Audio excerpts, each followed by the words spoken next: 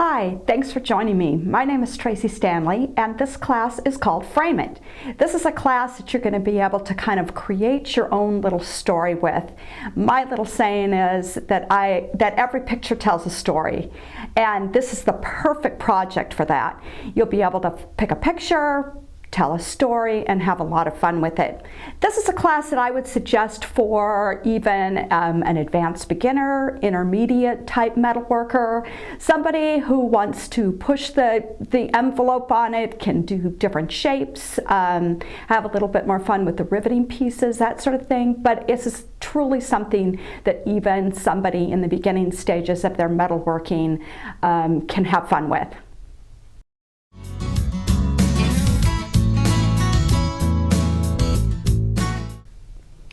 These are some of the hammers that we're going to use in today's project. This is the short sharp, an embossing hammer, a riveting hammer. This is a brass mallet. You can also use a standard household hammer if you want. And this is the plastic mallet. Also can use a rawhide mallet if you would like. More of the tools: a cutter, bent nose plier. You can also use a flat nose, chain nose plier, metal shears, a 2-hole punch, the sandbag, and a bench block. You'll also need a fine tip marker, scissors, a metal file, some graph paper. The squares should be 1/4 inch, design stamps, brass texture plates, a grafting ruler, some double stick tape, and masking tape. You'll need a jewelry saw, saw blades, a bench pin that will clamp to your table, and the saw blade conditioner. I like to use liver of sulfur to antique my pieces. If you choose to use something else, make sure you follow the manufacturer's instructions that will be on the label. I also use Pro Polish pads for cleaning the pieces, polishing and shining. You should also have some safety glasses to use when you're cutting off the loops of the charms. The materials that you're going to use in today's project: 24 gauge sheet metal, a 14 gauge jump ring, spacers, and these can be decorative, straight, flat, Hishi style, but the holes need to be approximately 1.80 millimeter. That way the eyelet won't pull through. Flat charms, and then the 1/16 inch eyelets. They come in different lengths, different finishes. I like to use assorted lengths, assorted finishes. You will also need some pictures and some laminate.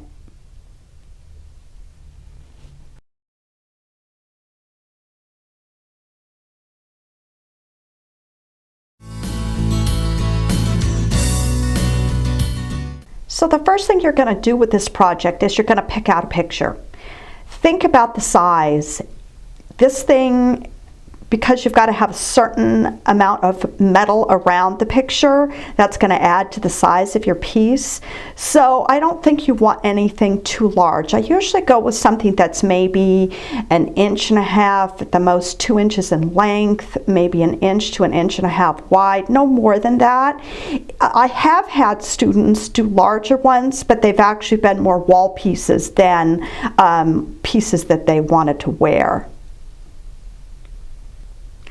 So when you're looking for images to use, you could pick things from, like the section in a craft store that has scrapbook type materials is a good place to look. They have images on paper like this that you can cut up and use.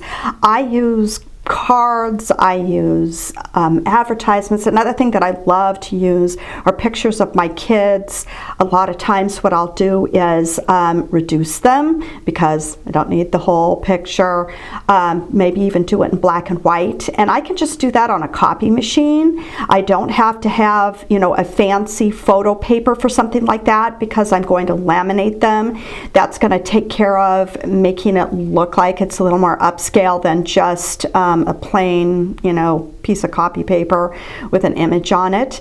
You do want to be cautious of any kind of copyright infringement, so you need to make sure that if you're using pieces that you are aware of what the laws and regulations are on using different people's work. So be very careful with that. But look around. Don't think about the whole image too. You know, just even something like this, I could use just a section of this, or I could layer some things over one another. Maybe I could cut out this butterfly and lay it over the top of something like this. It's going to be laminated, so they will stay together and look really nice when we're finished. So I've cut these pictures out here using the scissors, and now we're going to talk a little bit about laminating. Now, my first choice is to heat laminate my pieces. I like it better, has a little cleaner finish in my opinion. Now, you may not have your own laminator. You can go out there and buy one though. Highly recommend it. Love my laminator. But if you're not in the market for something like that, you can go to your local copy store, office supply store, and they can laminate for you. If you don't want to do that, there are also these self-laminating sheets that you can use. This is just a business card size. I like it because it's heavyweight. I recommend at least a 3 mil. So when you're getting ready to laminate your piece, and this is whether it's the heat laminator or the self-stick like I'm going to show you today, you're going to set your pieces in with enough room around the edges so that you can cut out, you know, something approximately 1/4 of an inch around each picture. So don't set them right next to one another. On this one, I'm just going to lay this over the top here. And actually, I'm going to flip these over. And again, leaving space, but I'm not really concerned with exactly where they are because I'm going to cut these all out when I go to use them in my piece. Then you simply peel this off and then carefully lay this over the top. And again, if it shifts a little bit, that's no big deal. If it's off a little bit, then you're just going to rub it down and make sure that it's you know, stuck on there well. The disadvantage to the self-stick is sometimes it's just not quite as clear as, say, the heat laminate. But if you get a good 5 mil self-stick laminate, it will work just great. Your next step after laminating your pictures is to cut them out, and you're just going to use a pair of scissors for these. I'm going to use this one for my demo today, so I can just sort of slide the rest of those over. When I'm cutting it out, I want to make sure that I leave at least 1/4 of an inch around each picture. And I should also tell you that it's okay to use more than one picture for this project, but never a picture back to back when you're making this project. So I'm going to cut this out, and I'm going to, again, leave at least 1/4 of an inch. Don't be getting out any ruler or anything because it's not that important right now. You can always trim this down later. But I'd rather have too much than not enough when I get to my project. So it's just as simple as that. Cut it out. Get rid of your garbage, and then you've got a picture to start with. And I'm going to tell you about how to set up your frame in your piece of metal.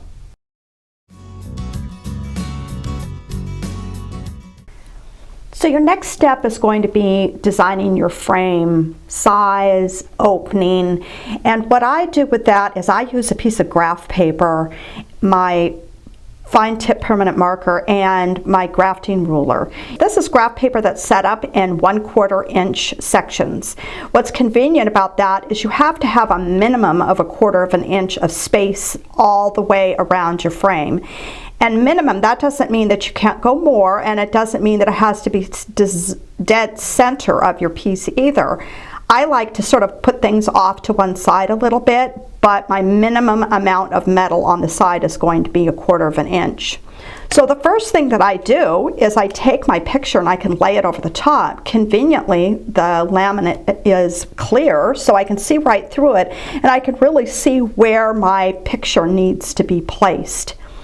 You can see how, as I push it over, the lines, it covers the lines, so I can really see at least 2 of the corners that I can use. Now, I'm pretty dead on to these lines. It doesn't mean that every picture that you're going to have is going to fit in there that well. It also doesn't mean that I have to use this whole entire picture. I could bring it in just a little bit.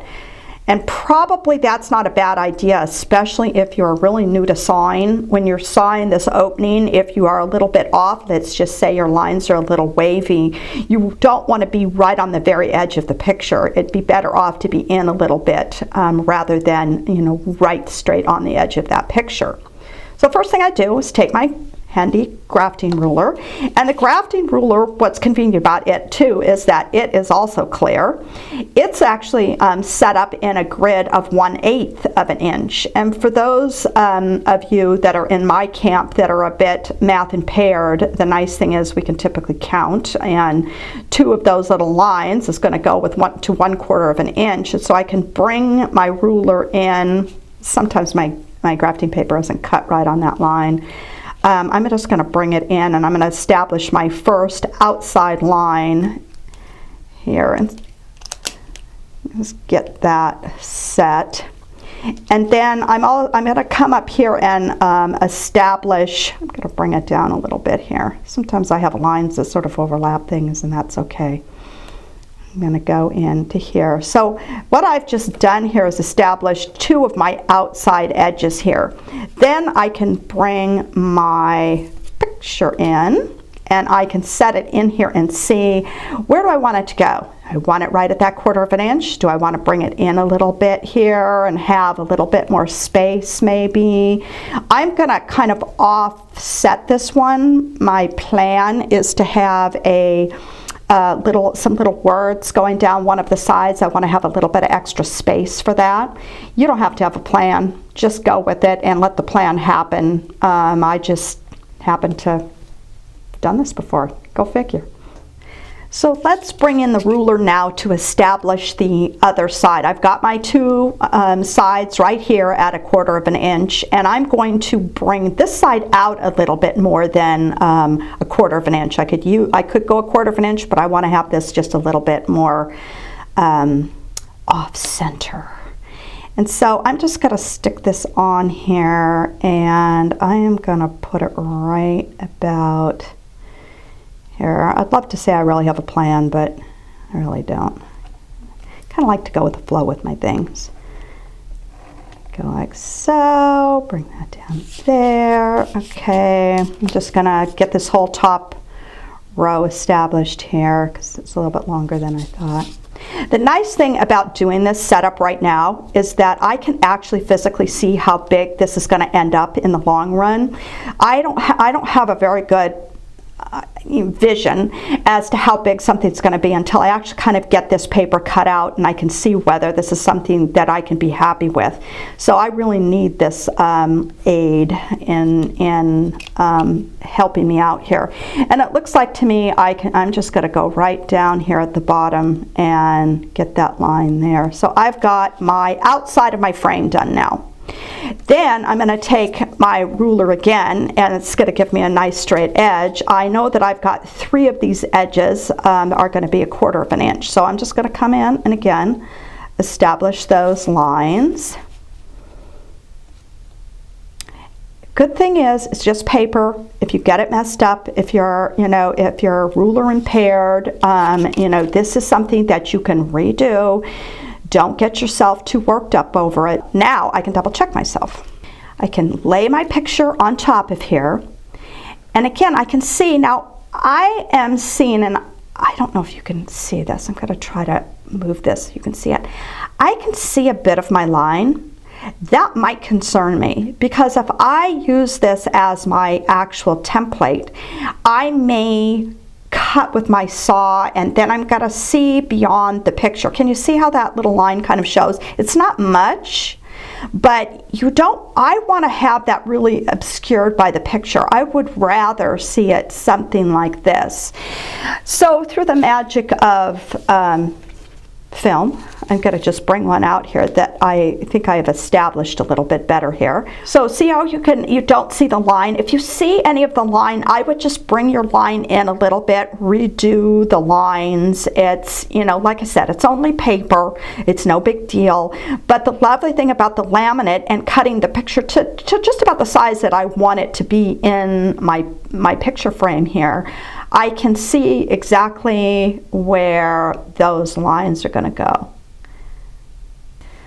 So what I've done is I've cut out my graph paper pattern using scissors, of course, and now I'm going to transfer it onto the metal.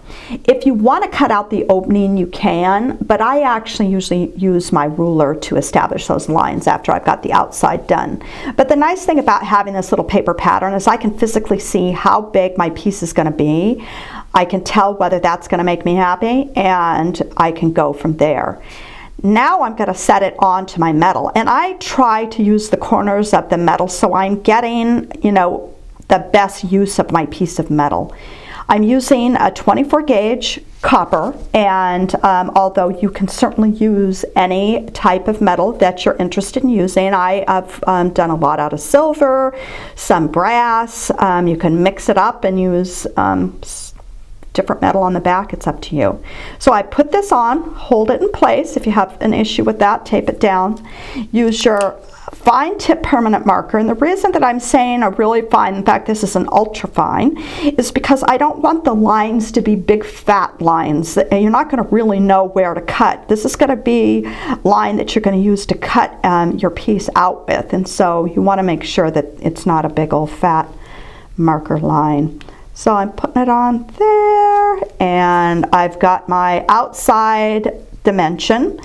Now I'm going to use my grafting ruler to establish the rest, and I'm just going to lay it over the top, and again I need that 1/4 of an inch, and I know that in my pattern I had established that I had a 1/4 of an inch on the top, on the side, and on the bottom. So I'm going to start with that, and again the grafting ruler is in 1/8 inch markings, so I just go up 2 lines. I can look through it and see my metal so that I know that it's straight, and I'm just going to go through and mark my lines here. Flip it around, mark it again.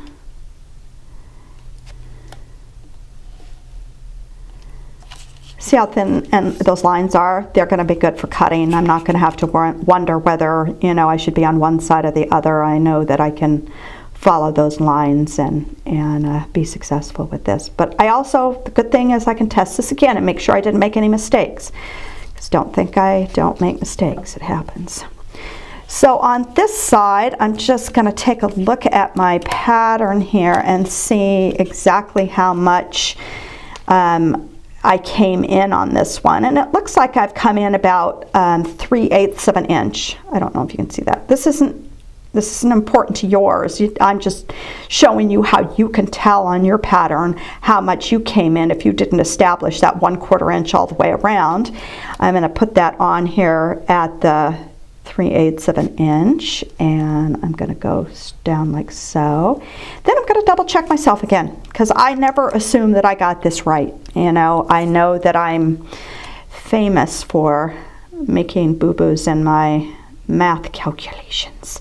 But the lovely thing again is I can put it over. That laminate should cover, or the picture should cover the whole line, so I'm not seeing line. If I am seeing a little bit of line, what I just note in my head is that I'm going to follow those lines to the inside when I'm cutting, but I don't have to redraw it.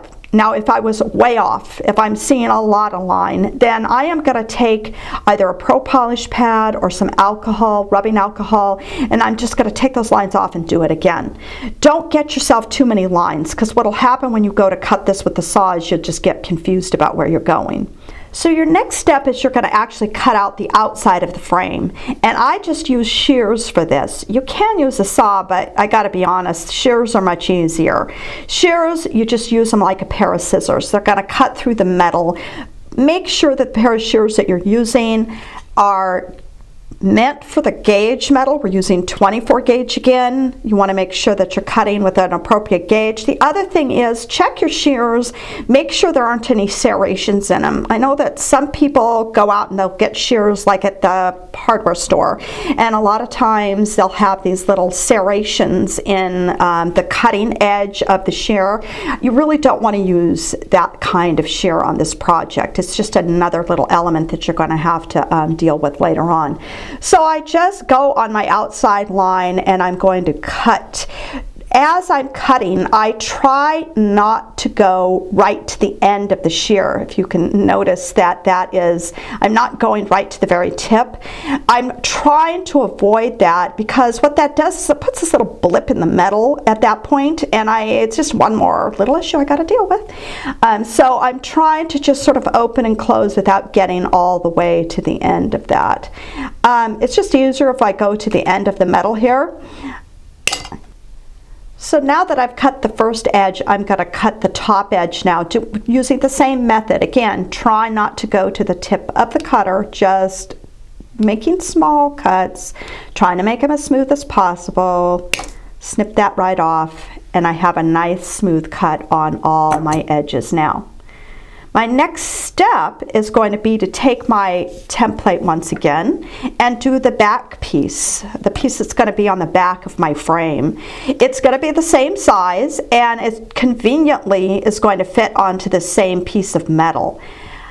That doesn't always happen. Depends on the size that you're making and the size metal that you have. So you may have to, get another sheet. If you want to use a different type of metal, that's okay too. It makes for an interesting look also. But once again, same thing. I'm just going to go with my marker. I don't have to worry about any of the cutout in the center, because that's not relevant to the back side, because you would never put a picture on one side backed to a picture on the front. It doesn't, it's not stable that way. If you did want to put a picture on the back side, let's say you did something a little bit smaller on one side, you could put a picture on the top section on the back side and a picture on the bottom section on the front, vice versa, whichever, it doesn't matter, which. But as I said, you just have to have metal on the back side of your picture wherever you decide to put it.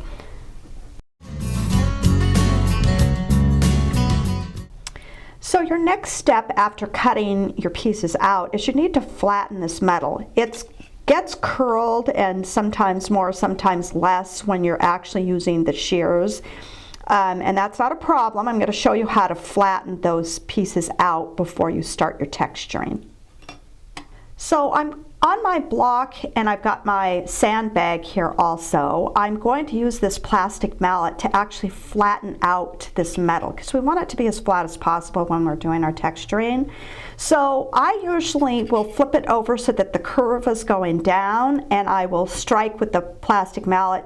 The reason that I'm using plastic, and you can also use rawhide if that's what you happen to have, is I want to flatten it, but I don't want to leave any marks in it. So if I were to use a metal hammer, it would leave dents and marks in it. Plastic and rawhide will just flatten for the most part. Sometimes you get little marks, but nothing to worry about. See how much flatter that is now? And then I'm just going to flip this over and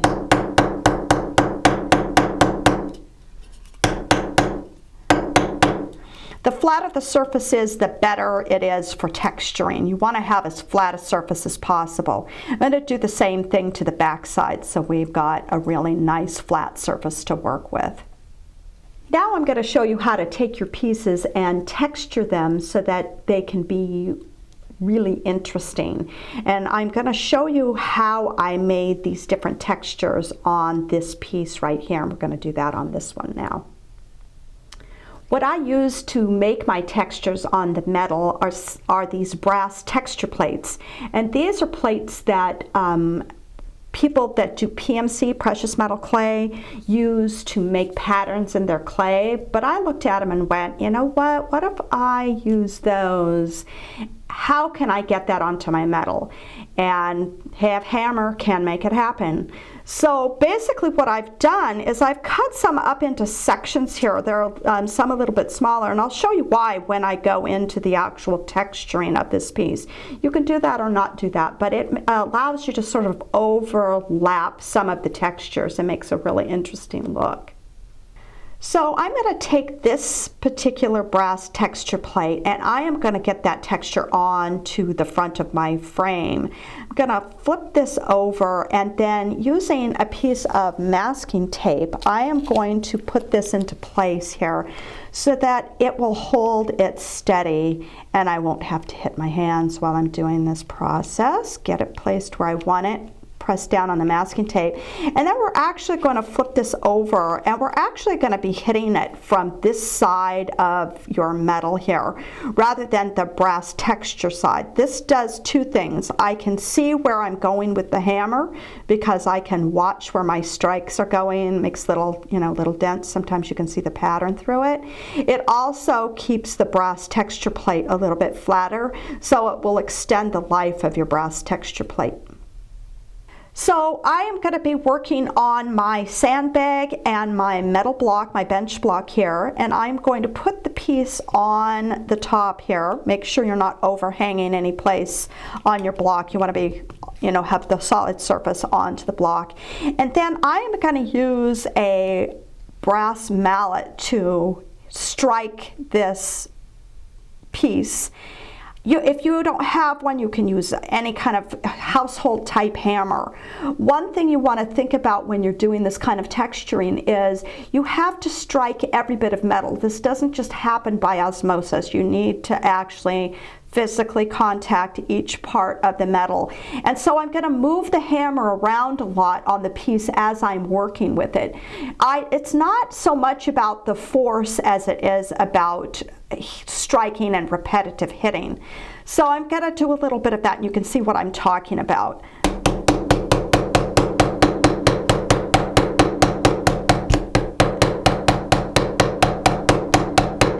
See how I'm moving it around, and see, you could kind of see how I can see where the hammer has made contact with the metal. I'm going to continue doing this until I see that kind of hammer marks on this complete backside of this piece of metal here.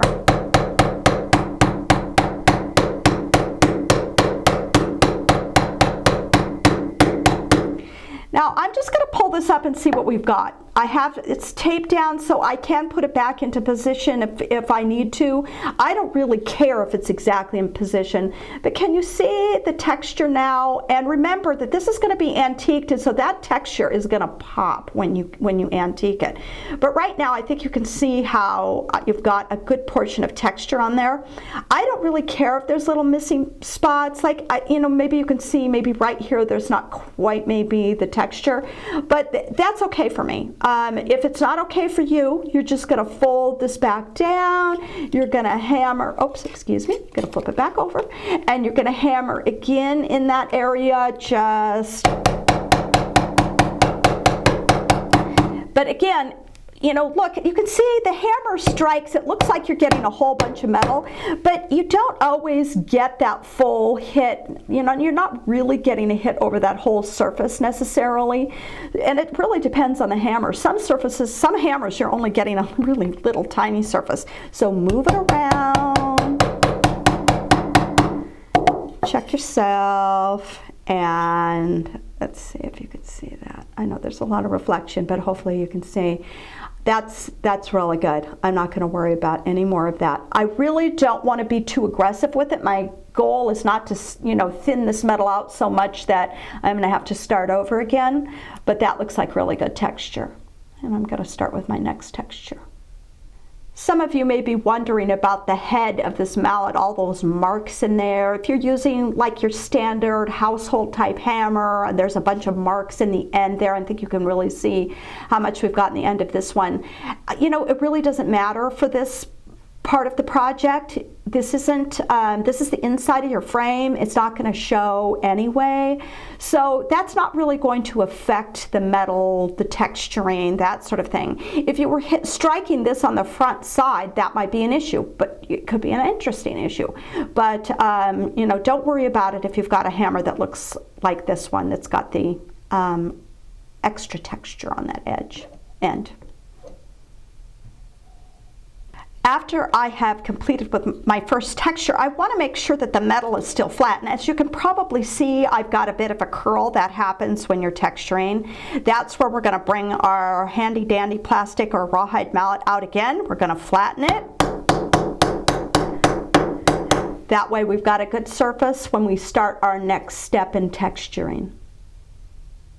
So as you're texturing, you can switch out plates, and you can see I've got another texture here, different than my first texture. It's a smaller piece because I'm trying to control where it's going on my main piece. I'm trying to get some interesting layers, and so I've overlapped it just slightly, and that's optional. Do what you want. You can kind of see from the back side, you know, you can see where the hammer marks are. I've overlapped it a little bit, and then I'm just going to proceed with my brass or household hammer, hammering the back side here.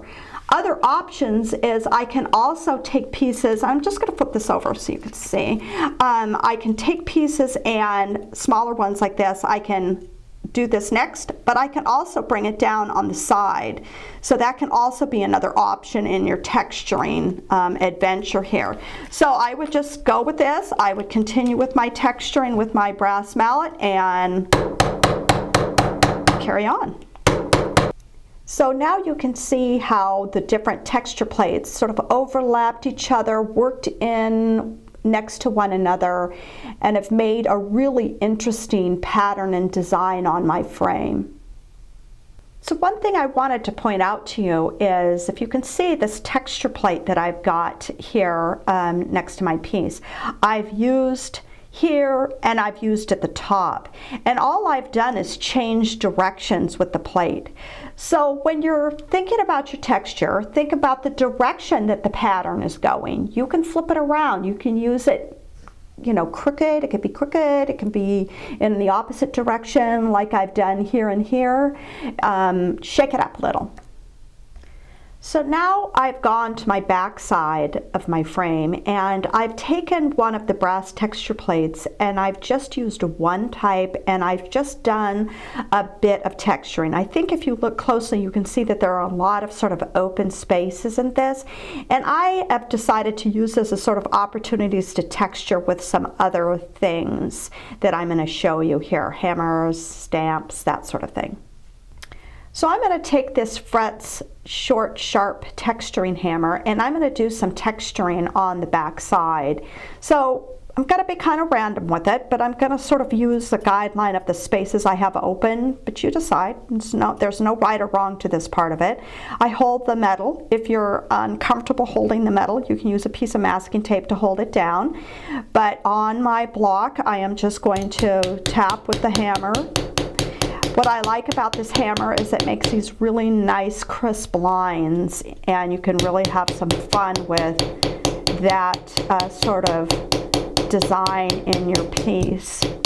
I call this the bonus hammer because you can also put it on its side and make these little tiny dots in pieces. I think you can probably see that, and just kind of strike around. I'm going to continue to texture up in this area now. There's not really a rhyme or reason to why I'm doing this, but it's just a little section. I'm sort of looking for overall balance, but just having fun. Texturing is fun. This is an embossing hammer that I like to use for texturing, and if you don't have something like this, if you have one of the standard chasing hammers with a ball on the end, it looks very similar to this end, you can use something like that also. So I'm just going to texture away. We call that sort of the classic, you know, copper hammered look. So another method for texturing that's fun is to use the design stamps. They can make a really nice decoration around your piece. One thing I want to make sure before I do any of my design stamps is I have a flat piece of metal. So don't forget to get out that plastic mallet and flatten this metal off. I've taken my block off of my sandbag and now I'm working directly onto the table. So I'm going to stick my design stamp where I want it, straight up and down, mallet or hammer on top, and I'm going to strike. Good thing about this is if you're new to stamping, this is a great place to practice, because if you've got something that you don't like, you can always cover it up with a riveted piece as you go through this process.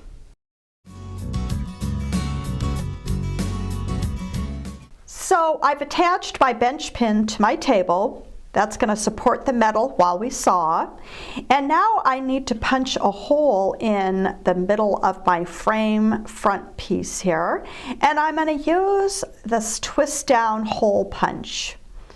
So I'm going to insert the metal into the hole punch, and I'm going to gently twist down the punch so that I could just grab the metal. Then I'm going to double check my placement. I want to make sure that I'm not clipping any corner or edge of my opening. Then I'm going to twist down the punch, and you only have to go as far as till the metal moves. Once the metal moves, back out the punch all the way. Don't pull on your metal. That's how these punches get broken. Eventually it'll drop right out just like that, and you'll have that hole ready to insert your saw blade into. So I've got my saw frame here and the blade has been inserted in the top. I'm going to now put it into the hole that we punched and then get the saw frame and blade set in place. I like to make sure that the metal is as far away from the end that I am tightening the blade into. And I'm just going to place this blade into the little screw section there. And then I push against the bench pin with the handle of the saw. Oops, got to make sure that guy's in there, while I'm tightening this down.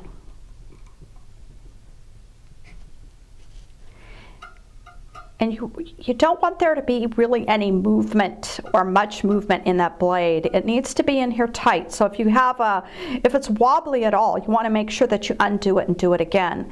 So it's like constant pressure pushing away from you and tightening this screw at the same time. And when we pull it out of here, you also need to make sure that your lines are on the top. Believe it or not, some people have tried to saw it without the lines on the top. So now you've got your saw blade set in your hole and you're ready to start your sawing. So before I get started, I want to put a little bit of the blade conditioner on the blade. This will help to keep the blade from sticking so much to the metal. Now, it doesn't mean it's not going to stick, it just means it helps. The good thing about it is you really can't put too much on. You just saw whatever is too much just kind of falls off. So don't worry about how much that is. Now, a couple things I want to tell you before you get to sawing. First, I want you to put 2 fingers on either side of the saw blade. So you can see that I have my fingers positioned. On one side doesn't work. It's easy to have the metal lift up and the blade break. And I'm not going to tell you that you're not going to break a blade. It happens. Don't worry about it. Just start again if that happens. The other thing is I want you to hold the saw handle with as loose a grip as you can. Basically, if I could hold it with 2 fingers, that's what I would hold it with. I'm not putting any kind of tight grip on the handle. I'm just pulling it up and down. I'm not forcing. So I begin by going to my line I prefer to cut to a little bit to the inside of the line, and especially if you're new to cutting, better to have it a little too small than too big. So as I begin, I'm just going to move towards my line. Note that my saw is straight up and down. I'm not tipping it one side or another, or forward or backwards. As soon as I get to about where I want to make a turn, I'm going to slow and shorten my strokes down. Now, I'm just going to tell you that there are a lot of different ways of sawing and turning a corner. So if you've got another way, go for it that works for you. This is what works for me. I shorten my strokes up and down, and move my saw to make that corner. The saw needs to be in constant motion as it's turning, otherwise you'll twist the blade and you'll break the blade. So now at this position, I'm going to turn my frame and I'm going to start down. Now I like to make sure that I position myself right in front of my piece, so I'm looking straight down the line. You've got a little bit of a side view here, but your actual look is going to be straight down as if you are the saw blade, looking straight on.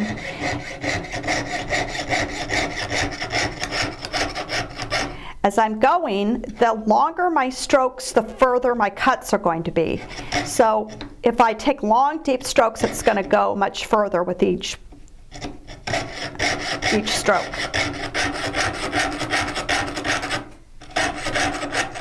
Don't worry if you get off the line. Just keep going. Try to just stay to the inside. That can always be filed if it's a problem. Real light grip on your saw. Remember that. If you start to get a little uptight, stop, loosen up, take a deep breath, and start again.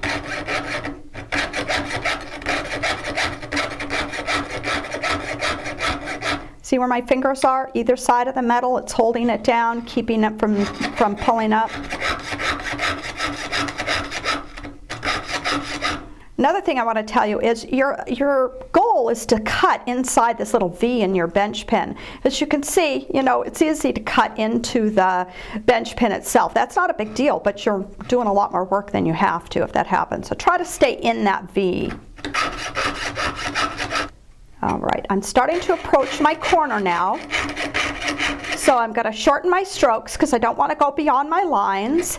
And a little tip I tell my students is, if you have to, because it's kind of hard to remember to keep the saw moving up and down as you're turning, if you need to say it out loud or to yourself, it's okay. So I just go up and down, up and down, up and down, short strokes, up and down, up and down, up and down, up and down, up and down, up and down, until I've made that corner. It might be something that helps you when you first start sawing to make that corner. You won't say it out loud for very long, but I still say it in my head as I'm doing it.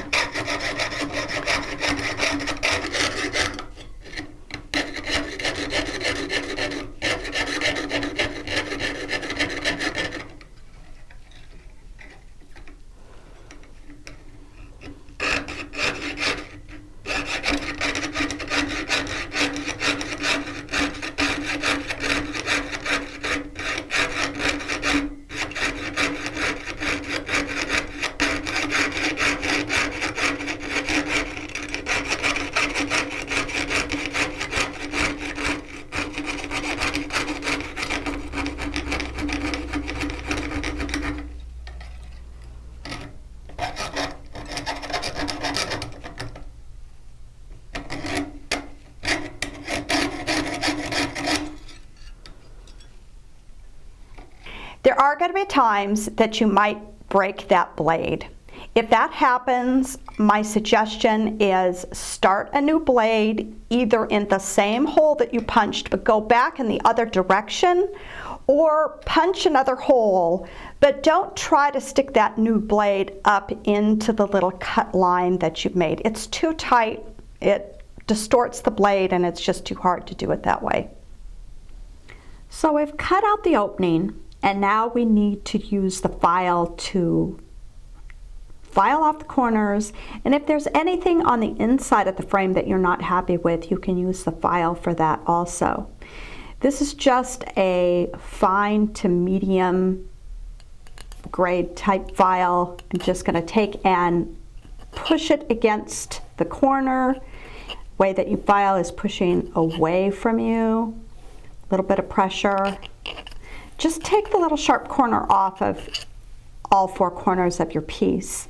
And then if there's anything on the inside that you really don't like, you can take the file inside and also file that also, but it's got to be pretty drastic for me to want to do that. It takes a little bit of work if you want to take anything off, but it's the best way to change that shape on the inside.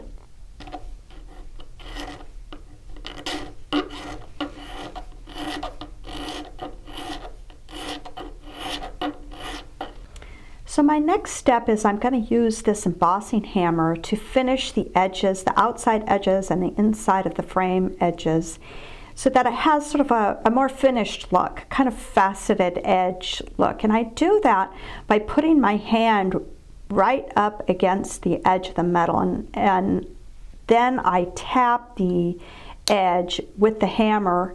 I'm kind of half hitting on the block, half on the metal. My finger is going to help to guide it where I want it to go. I'm not lifting the hammer up high enough to hit myself, so those of you that just went, I don't think so, it's going to be okay. This is not, you know, heavy texturing. This is light tapping.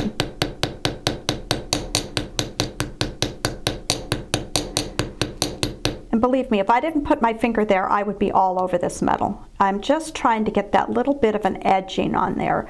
Flip it over, repeat.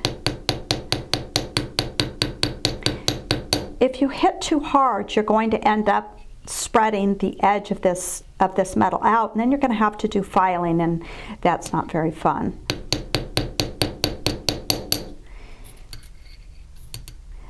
This actually kind of serves two purposes. It does put that little edging, but it also smooths out any kind of roughness that you might have on the edge. Then you don't have to do any filing along this long edge here.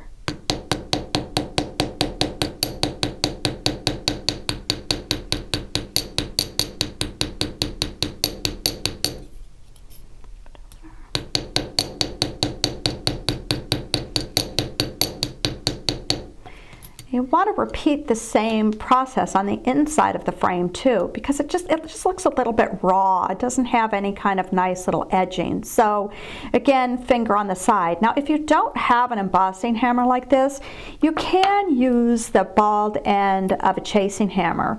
It's quite a bit larger, so you need to, you know, really watch where you're hitting, but it will still work. And again, you're just going to tap lightly along that edge, making that nice little faceted edging on it. So after finishing the edges on your front piece, inside the frame and the outer portion of the frame, filing the corners, you're going to repeat the same process on the back. You're going to tap all those edges, file those corners, and then I antique the pieces. I like to use liver of sulfur. You use whatever antiquing solution you prefer for the metal you're using. And then I like to clean it up using a pro polish pad. Give a little polish, takes off some of the antiquing, and shows the nice stamping and texturing that you've created.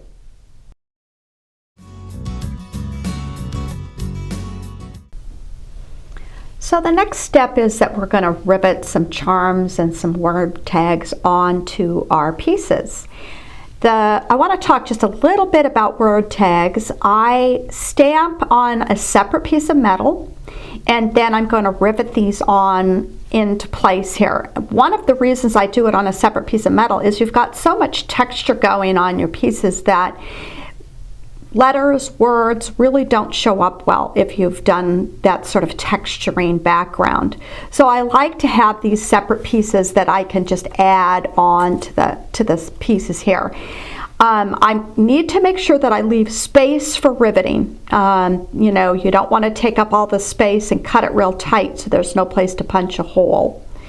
And I just make sure that I've got a little bit at the bottom or the top or the side, doesn't really matter where.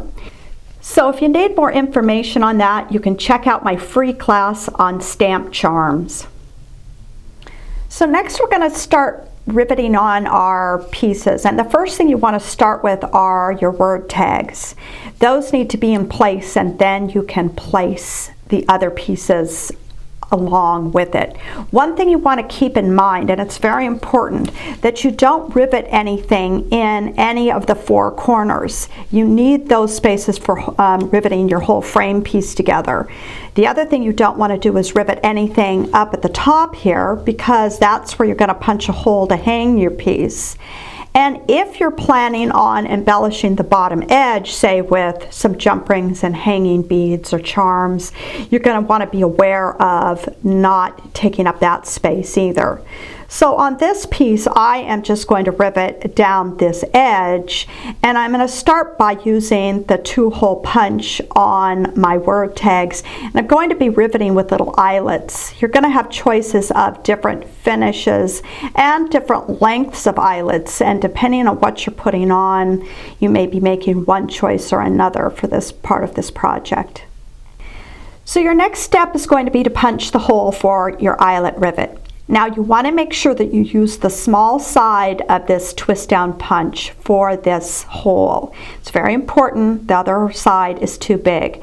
I don't mark anything. I just look at the end of the metal or the edge of the metal, and the hole doesn't have to go at the end. I've just set this one up this way. I'm going to punch my hole here, and I'm just going to use this twist down punch. So I just slide it in and rotate it down.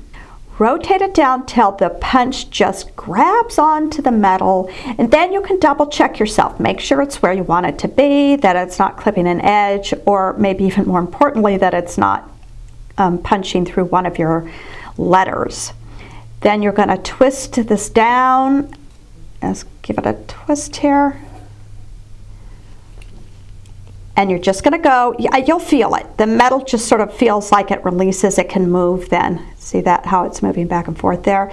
At that point, you stop. You can kind of hold on to your metal if you like, but don't pull on it. Just untwist until the metal actually pops out.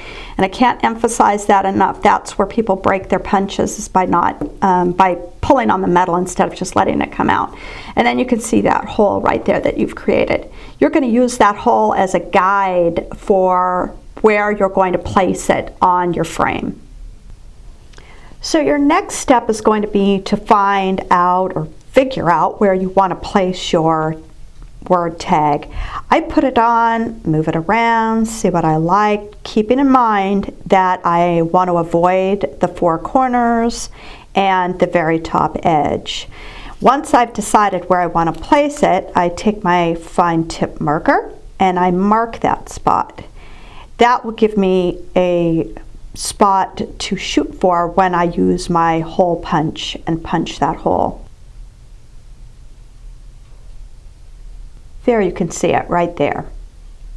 So my next step is I'm going to punch the hole in the frame. Now you want to make sure once again that you're using the small side of the 2-hole punch for this hole. So now I want to put my eyelet in place, and I've chosen one of the short eyelets, silver tone, just because I did. And the easiest way to do this is to put it onto your block, then flip your piece over and put it right through the hole. You see where it's sticking up there. Flip your frame over and again right in the hole. I always say this is the hardest part, it's just aiming for that little spot there.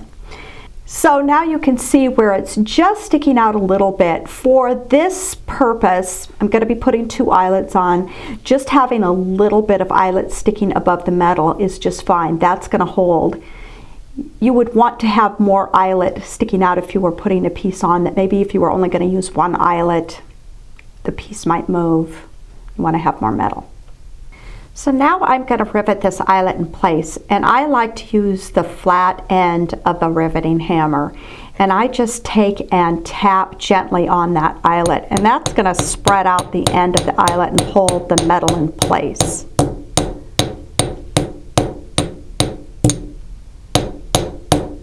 Just like that.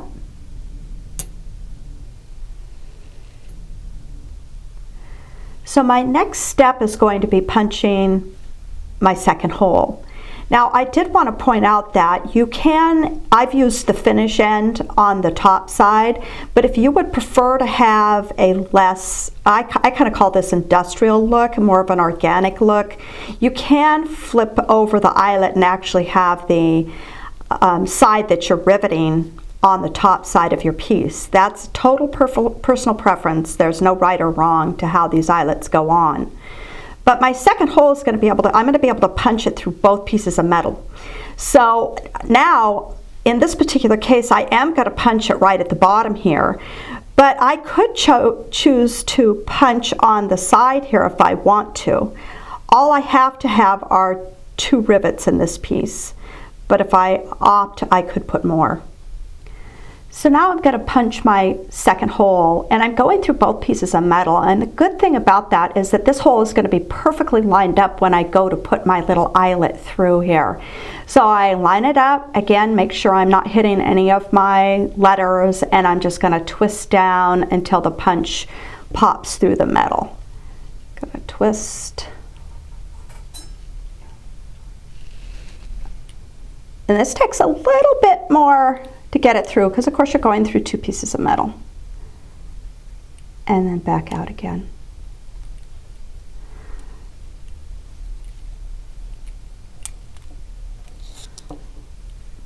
And there we are. Voila, we got a hole ready to go.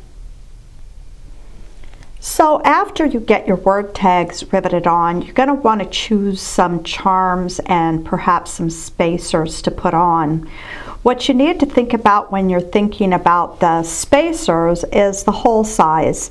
You can't use anything that is too large, and that would be the head of the eyelet would pull through it. So look for ones that have a hole that fits that eyelet well. You're just going to have to kind of look around. They're out there. Charms, on the other hand, you're going to punch your own hole. I don't like to use the holes that are on the charm. I don't want it to look like you just stuck a charm on there. So things that you're going to look for when you're picking charms, you want something that's fairly flat, has a spot to punch a hole that would be appropriate. As an example, I think the center of this starfish here is a perfect spot to punch a hole.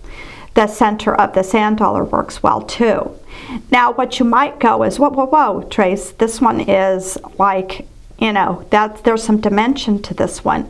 Well, I wouldn't choose this except for this happens to be what we call a bonus charm. It actually is two-sided, and when I cut the loop off of this one, this charm opens up and I can either flatten it or I can put something to support it underneath. So I can, when I clip this off, and why don't I just do that for you, no point in holding out on you, I'm going to show you what happens with this particular charm. And you'll find these charms out there. They're out there. If you just kind of look, you'll see a little seam in it. It's not soldered in this particular case.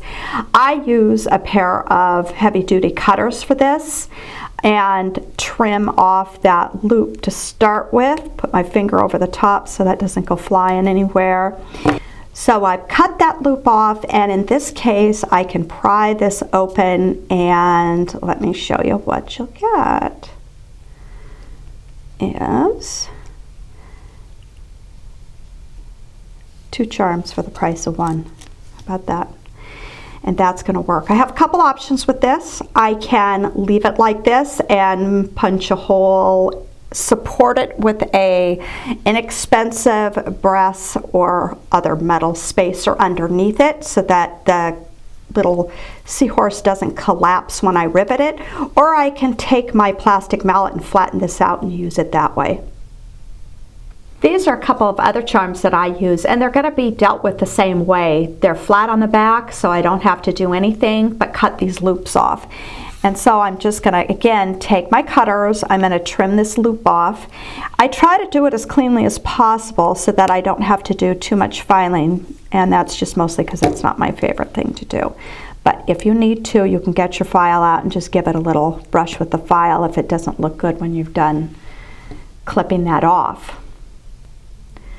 So I've punched this charm using the same hole punch as I used on the word tags. It's a soft metal charm, so it wasn't a problem going through and making that hole the size that I needed. Next, I need to find my placement. And remember, again, and I can't say this enough because it's something I even forget from time to time, we need to leave the four corners available. There's going to be a rivet in there. We don't want to get this too close. So I'm going to show you what not to do. And you might ask, how does she know? Because I just did this a while ago. So this, although could be very cute, that's not good placement. I can't get to my corner. So I'm going to take this one off of here. I've made my design decision that I am not going to hang anything from the bottom, or if I do, I'll hang it over in this area here. So I can leave that open, but I'm leaving a pretty clear opening here for my corner rivet. It's going to make my life much happier when I go to punch that hole and put my two pieces together. So once again, I'm going to take my fine tip marker, and you might go, geez, enough with the fine tip. But I'm going to tell you, you're not going to get into these holes and go through these holes and hit that metal if you don't have one of these fine tip ones here. So I'm just going to go through and punch or mark that, sorry about that hole. And then I'm going to just lift this up so you can see where I've marked it. Going right there. My mark, and I'm going to punch the hole again and rivet this on. I'm going to use one of the eyelets. This time I'm going to choose an eyelet that's a little bit longer because the dimension of this charm is thicker than my metal, so I'll be choosing a larger eyelet. But first I got to punch my hole. Now that I've punched the hole in the frame and I've got my hole in my charm, I'm going to use this little bit longer eyelet here to attach the charm onto the frame front. And I'm doing that, of course, because this has got more dimension to it than the tags had. I'm going to do it the same way though. I'm going to flip this over and I'm going to insert the eyelet into the charm. This is the time when you want to be really careful that you're putting it on the right way. Remember, you're looking at the back side, the side that's going to go against the back of your frame. You don't want to have the front facing you right now. Then you're going to flip this over and go again right through. I always call this the hardest part of eyelet riveting. I'm just going to tip this up so you can see how long it is. This is more eyelet than you need. So if you've got something that's thicker, don't worry about it. You can still use the same length eyelet. I'm going to use this anyway because this is the inside of the frame. Nobody is ever going to see it. So if it doesn't turn out really finished and pretty, that doesn't really matter. It's still going to work. It's going to hold, and that's what's important. I'm going to take, again, the flat side of my riveting hammer, and I'm going to tap on the end of this eyelet. When it's this long, you really, really want to make sure that you're tapping gently so that as it goes, it kind of spreads out. It may smush a little bit, but that's not a big deal, but you don't want it to bend over as you're doing this.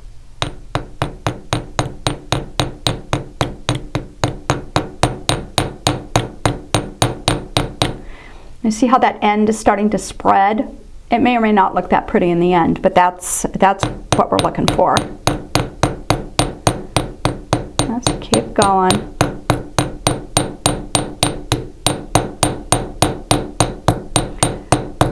So remember, if it doesn't look pretty, this isn't going to show. It's the inside of your frame.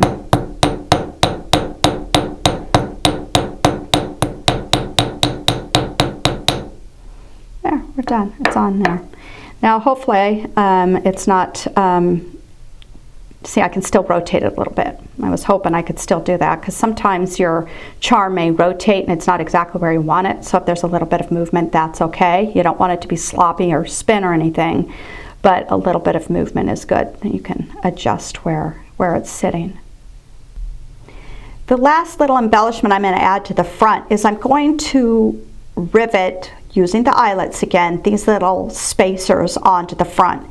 And I'm just choosing to place them on this edge. You can just randomly punch holes if you want, or if you really want to have a specific placement, you can use your ruler to line those up. I'm just going to mark some spots and get punch those holes in those spots. And let me just tip this up so you can see it. There you go.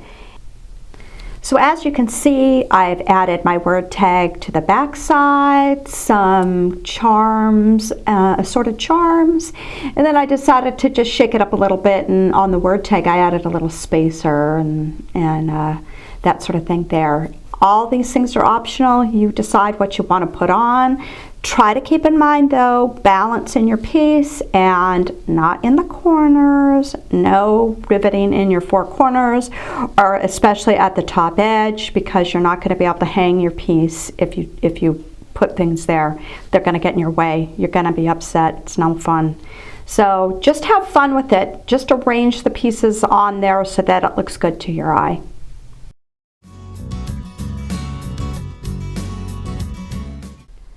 So next we're going to be placing our picture, and before we get started we want to make sure that the plastic is trimmed down and not going to show. So this is where I slide it into the opening and double check it. And I think you can probably see there's just a little bit of an edge there. I need to trim that down. I don't want that to show when I'm done. So I'm going to just take my scissors and I'm going to trim off maybe about half of what's there, and just that way it'll still be sealed, but it's not going to hang over the edge and show when we're done. So I've trimmed down my picture and now I'm ready to place it in the opening. And I'm going to do that by centering it up, making sure that I don't see any of the edges of my picture. And then I'm going to hold it in place using a piece of masking tape. It's going to just go straight across the front of it here, and then I can double check and make sure that it is, again, you know, I'm not seeing any edges or anything. Then I am going to flip this over, and I'm actually going to stick a piece of double stick type tape on the back side here. That is, what I'm using is a craft store real tacky sticky tape that you can get. If you have to, you can use just regular double stick tape. I just like this product because it's, you know, extra sticky. I've cut a small piece, and this is actually clear tape, not that it makes any difference, it's not going to show, but it's got a backing on it, and I'm going to leave that backing on until I get a little bit further in my steps here. I'm just going to put this piece on the back. This piece does not have to be a big giant piece of tape, double stick, whatever you decide to use there, just enough to hold the picture in place while you're riveting. I'm going to flip this over, and I'm going to place another piece of masking tape. This time I'm going to go in the opposite direction. My masking tape is going to work like a vise holding this piece together while I do my riveting corners. And because of that, I don't want this tape to be in any of my four corners here.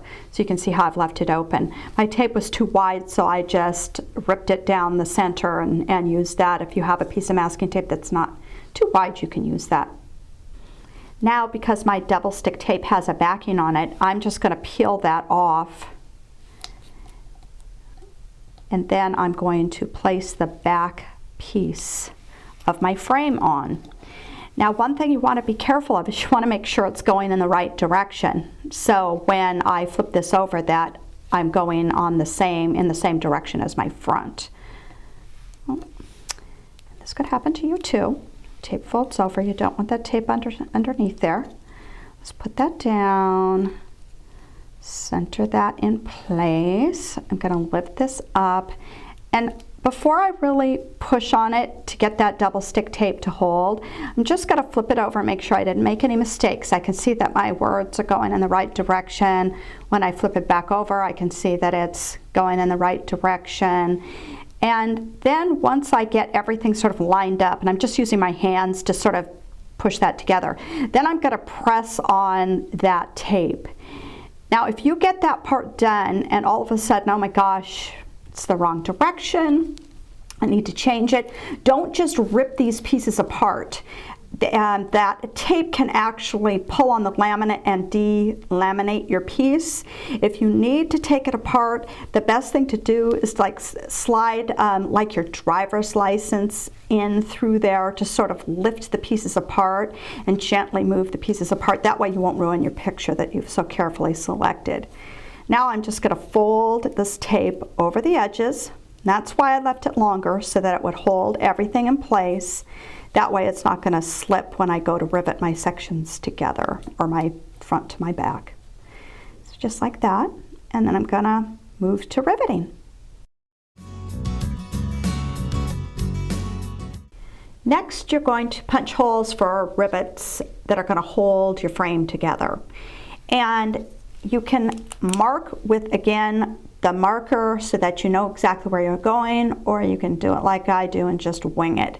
I know a lot of people would rather mark it, that way you actually know where it's going to land. So I've marked it, and then again I'm going to punch it with the small end of the 2-hole punch. It's going to punch through all of that metal. Sometimes it punches through the laminate too. No big deal, it can take it. It'll punch right through there. I'm only going to punch 1 hole at a time, and the reason for that is if I go around and punch all 4 holes, 9 times out of 10, one of them is not going to line up well. Maybe my first one lines up perfectly, and then the others, it only has to be a little bit off for this not to work. So the best way to do it is to get this punched and riveted, and then move on to your next hole. So I've placed the punch in position over the little mark that I made, and I'm going to once again twist down. Twist that down till your frame moves a bit, and then back out once again until the frame falls from the tool. Just like so. And I've got my hole punched, and now it's time to rivet the piece together. So I've placed my rivet in the hole, and I chose this more of a medium length rivet for this part. I want to make sure that it's not too long, because in this case this eyelet finish is going to show. So it's not like the inside where it was no big deal if it looked a little bit smushed. I want this to look as good as possible when I go to rivet this in place. I'm once again going to use my riveting hammer, the flat end, and I'm going to gently tap that down in place. Just gonna tap away.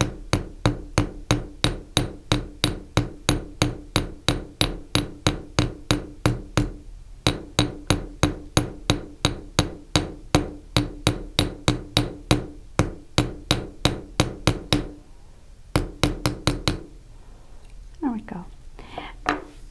As in this one, you can see how it kind of filled in a little bit. It's a little bit smushed, but I don't call that a bad thing. I call that a nice organic look. And I'm going to flip it over to the other side, and you can see how the rivet is holding right there.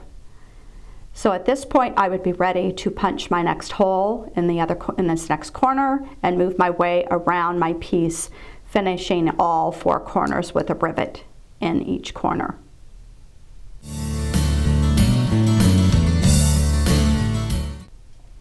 So what I've done is taken the 2-hole punch, and this time I've used the larger side of the 2-hole punch to punch my hole. And the reason that I use that is I like to use a 14-gauge jump ring to hang my piece from, because I don't want this ring to pull out. I want it to be strong. You're going to have a lot of people coming up to you going, "Oh, pretty necklace," grab it, and it's really, really embarrassing when the piece falls off in their hand.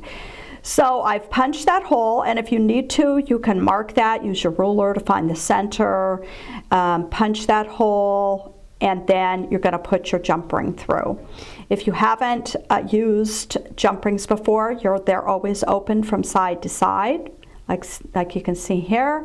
I'm going to slide this in. So I've put my jump ring through the hole, and now I'm going to use a chain nose and a bent nose to close this jump ring. The way that I do that is I grab like so and so, and then I move the jump ring to center. And I usually go back and forth a couple of times, kind of wiggle it back and forth to get that to close up well. That way you don't want to have it open at all. You don't want this piece falling out. That's closed. And then I'm finished with putting my jump ring in. You could slide chain through this. You can put a bail on. And there's our finished piece.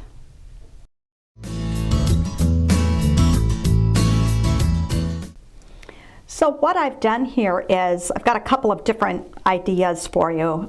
Our original piece that we worked on today, I just put a bail on the end, some chain through it, and it's all ready to go. I also wanted to show you some different ideas that you can play with. When you get a little more proficient at sawing, you might want to consider a design in your piece. And you can cut the back piece to match and have a lot of fun with different shapes in your frame. Another thing that you can do is not only use different metals, this happens to be silver, but I've hung a cluster of little head pin beads here on the bottom. So what I just did, stuck beads on a head pin, made a little wrapped loop, stuck them on a jump ring that I punched a hole in the bottom, and I just hang that off of there, and that makes a really nice little finished piece. I'm just going to flip this over just to show you that you can stamp directly on the metal if you want to. Now you'll notice that there isn't any of that background texture that we did, and so you can clearly see the words, and I happen to have used a little larger font in this one. Now this one is kind of special. It's, first of all, I've punched 2 holes at the top, a little bit bigger than some of the other pieces that I've done, so I thought 2 holes made sense. I've got 2 frame openings also, and then I decided to stamp directly on the metal, but you'll notice again, no texture background, so you can really see the letters pop. But look what I've done. I've actually created a little book. So this can flip over, and you can actually wear this, you know, so you've actually got like 4 necklaces in one here. As you flip the pages of your book, you can wear it this way. You know, it flips right over. I've just put a little chain through here that works well. You can, you know, run beads through there. I also decided to punch holes at the bottom of this piece, and I've just tied a neat bunch of thread, some ribbons, some yarns on the bottom of this, just to make a really nice kind of fun piece. Again, it's basically just a flip book, a little, you know, little story going on here. Flip it back over. See how nice that looks? I think that one's fun. So those are just some ideas of things that you can do, other directions you can go with this.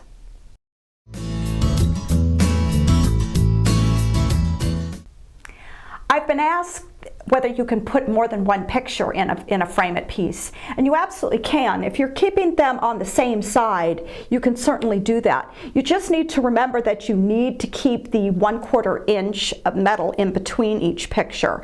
I've also been asked if it's okay to put a picture on the back side.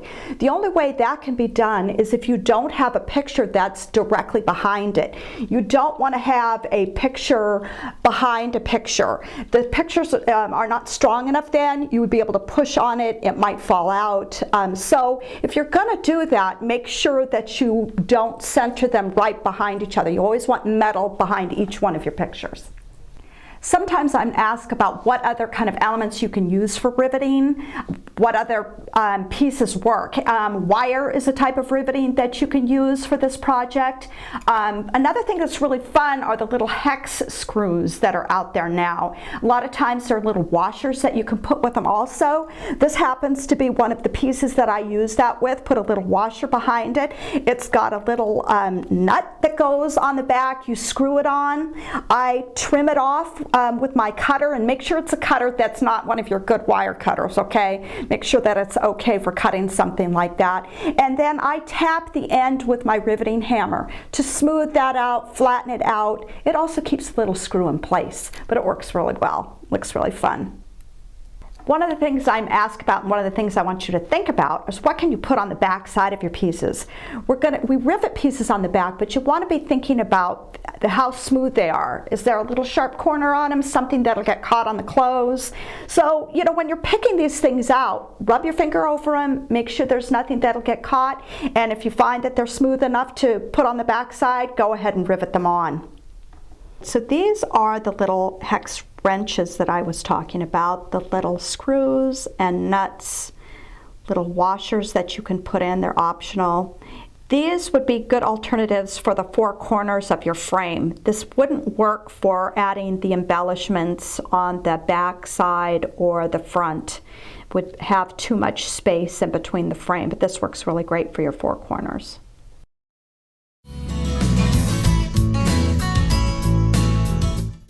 I just want to thank you for spending time with me today on this project. I hope you had a great time. I know you're going to have fun with it. So go ahead and tell your story.